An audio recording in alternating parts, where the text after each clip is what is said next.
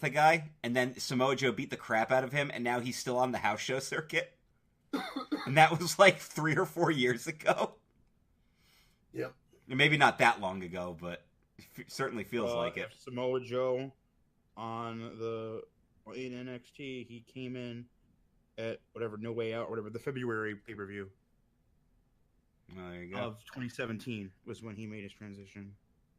Well, there you go. So he's been on the main roster for nearly two years. All right, so it was 2 years ago, but still. And of course, Aleister Black. That those rumors are January, and the first time I heard that, my initial thought was he's going to be a surprise entrant in the Royal Rumble. That's a good possibility. That's exactly who I would call, and he'll get a huge pop. Now, Tyler Breeze is back in NXT, and I think that's great, because he's going to get more exposure, and I know he worked Ricochet on a taping. Worked Ricochet several times, one on a taping and several house shows. All right. And apparently that taping, the one that they're doing in California, Duke and Shafir made their in-ring debuts, which makes sense because they did that promo where Kairi Sane, Io Shirai, and Dakota Kai called them out. They're like, we want all three. And if they're going to do Shayna versus the chick with the braid, oh my god, I forgot her name, Bianca Belair, at the next TakeOver, well, that would make sense that would happen as a TV match. So, it'll be interesting to see how good they are. And remember when you were just like, oh yeah, they say Shafir's actually the best out of all 4 of them. It's like, well, isn't she married to like an excellent in-ring worker? Yep. I'm sure he's had some influence there. She's been inseminated by him. I'm sure they've done plenty of wrestling. Yeah, but remember what AJ Lee said, talent isn't sexually transmitted. You know? Learning the moves can be. Remember? Also, Punishment Martinez. Now, do we know if he's going by Punishment Martinez, or did he get a new name? Nope, as far as I know, he is Punishment Martinez. Until he's on TV for a month straight as Punishment Martinez, he can change. Oh, dumb question. Is Matt Riddle using his real name because of the MMA thing? Oh yeah, he is. I just looked it up. I was curious if that was actually his real name or not. Yep. He's got 3 kids and he's younger than me. Yeah, and for some reason I thought I think there were 3 different people too. Bro. Well, I don't know. He got married in 2011, so... Maybe not. Could be somebody else I'm thinking of. But, yeah. I know he had kids. Hey, he has an 8-3 MMA record. That's not bad. Only 2 and only 1 loss by knockout. Yeah, I think he got no decisions twice for pot. Yeah. Well, you don't say. Gee, bro. You don't say. Matthew Frederick Riddle. Yeah, there's a name for you. He had a 4-fight win streak in UFC before he was fired for testing positive for marijuana. No. Because it's so bad for you. He was PWG Tag Team Champions with Jeff Cobb. The Chosen Bros. Dude, Jeff Cobb will work with anybody. Jeff Cobb is including somebody beast. who freaking bitched him out the entirety of Tag League last year. He just signed up. He's working with him this year. Yep. Which we'll talk about later. Indeed. All right, so moving on, the Shane O'Mac heel turn. They've pushed that back. No, I still don't think it's really necessary, but Isn't he already healed because he won that fucking tournament? Yeah, pretty much. They still haven't done anything with it. No. Except him and Miz argued over it. Like, it's really stupid. Yeah. Walter! Gotta skate in all caps, so you gotta scream it. He is officially signed. He's likely going to debut at the first NXT TakeOver UK. Now, speaking of the TakeOver UK, we have some interesting news here that Glenn broke for us. So, we might have some issues with their UK expansion. Yeah, a little bit. And this is actually going to bleed over to when a certain somebody takes over the main. Oh shows. yeah. So basically, Triple H is using the Vince McMahon blueprint to dismantle the territory system on a global scale. That's a big deal. New contracts are holding people back from being able to perform anywhere else other than WWE-approved places. And if they do work another show, they cannot face anyone from a rival company, and who WWE considers their rivals would be Impact, Ring of Honor, New Japan, the big ones. Yeah. Probably Lucha, too. Because they have some exclusive signed people. Probably, but Lucha also shares with a lot of those people, so that Lucha also doesn't exist right now. Yeah, they're also like up in the air. So stop.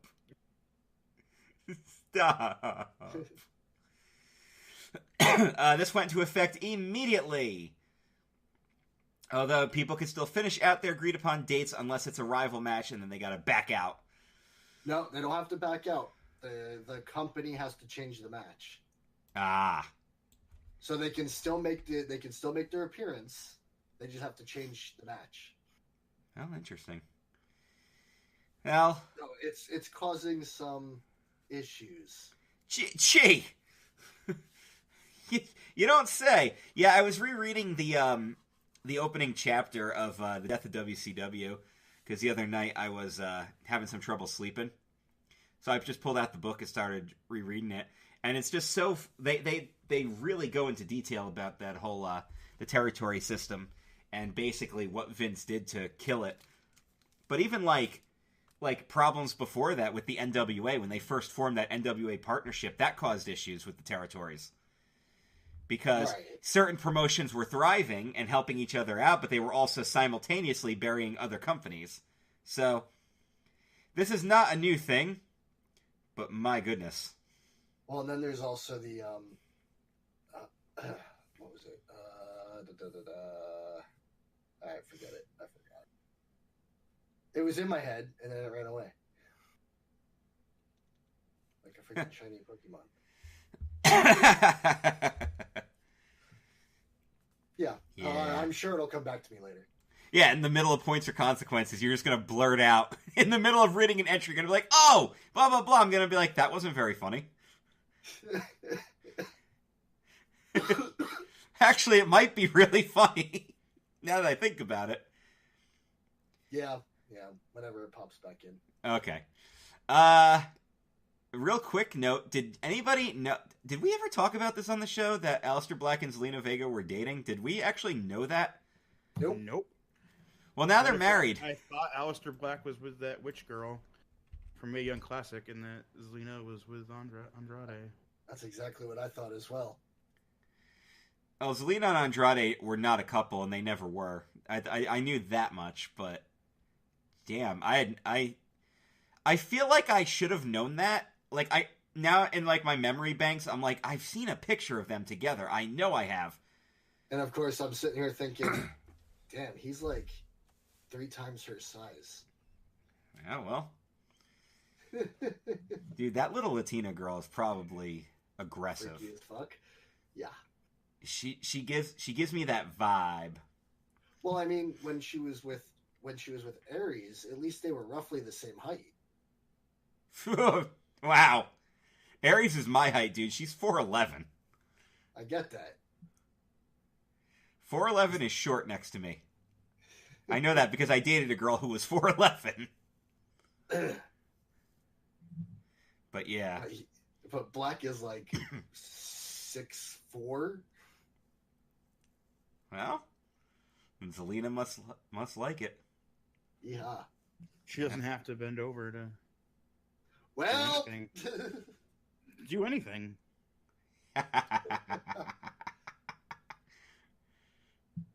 And she is smoking hot too, Zelina Vega. Suck your dick standing up.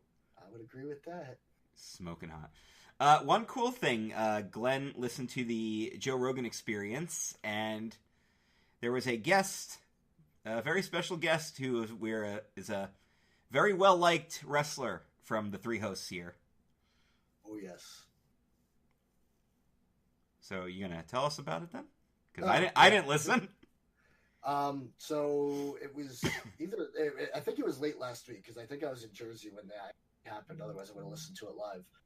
But Jake the Snake Roberts was on his podcast. That's awesome. So if you've got 2.5 hours to kill, there was not a single time during that 2.5 hours where I got bored. Jake told some awesome stories about the use of basically a new snake every 3 weeks, the Cobra incident, several incidents with Macho Man, and a lot of Andre talk. That's awesome. Jake Roberts is so great to listen to. The only thing that bothers me is his voice is so kind of destroyed these days that it can be very hard to listen to him talk. Not that I feel like he's struggling or anything, but he really wasn't bad. He still had the hoarse voice, but it wasn't like it didn't sound nearly as bad as it did when he was doing like his Hall of Fame speech. Right. Like he actually sounds like he's in good spirits, he's in good health. He is. Well, we know that because that dude. And believe me, he talked very highly about DDPY. So. Did he mention Pat? No. That's a shame because that would have been awesome. It would have been. It would have marked out. But he talked mostly about the early days. He'd just be like, "There's this new asshole in charge of the place." And he was really and he also spent a lot of time ripping on Joe Rogan's sound dude because apparently he hurt his back and he was having a hard time doing his job. So he was constantly ripping on him the entire episode. You know, oh, you ripped your mangina? Get out of here. That is awesome. It was fucking great. That is awesome. Highly, highly, highly suggest it. I know a lot of people don't like Joe Rogan. I can take him or leave him at times, but certain interviews I liked he does, him on news radio. Totally worth it. I know that he's actually a pro wrestling fan and everything, but it's all those times he buries the business that just irks me because if you're a fan, don't bury the business. If you're actually a fan. Yeah, I mean, you know, he'll take some pot shots for sure, and then other times he speaks very highly of the business. So it's like, all right, I can see people getting upset by it, and then on the other hand, I'm like, but listen to him. He actually he does praise the wrestling business. He may not necessarily praise the way WWE does it. That's different. Because that's us. But yeah, so yeah, definitely check it out. Very, very good listen. And then if you wanted to go back, he also did one with DDP a few months back, which was also really good. And then you get those ones where he's super high and he's like, what if when you're awake you're really dreaming, and when you're dreaming you're really awake? There's a good amount of those too, depending on who his guest is. Yeah. Him and Kevin Smith baked the entire time.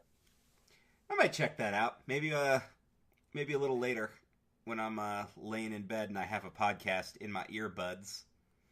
I'll start checking that out. Yep, definitely worth it.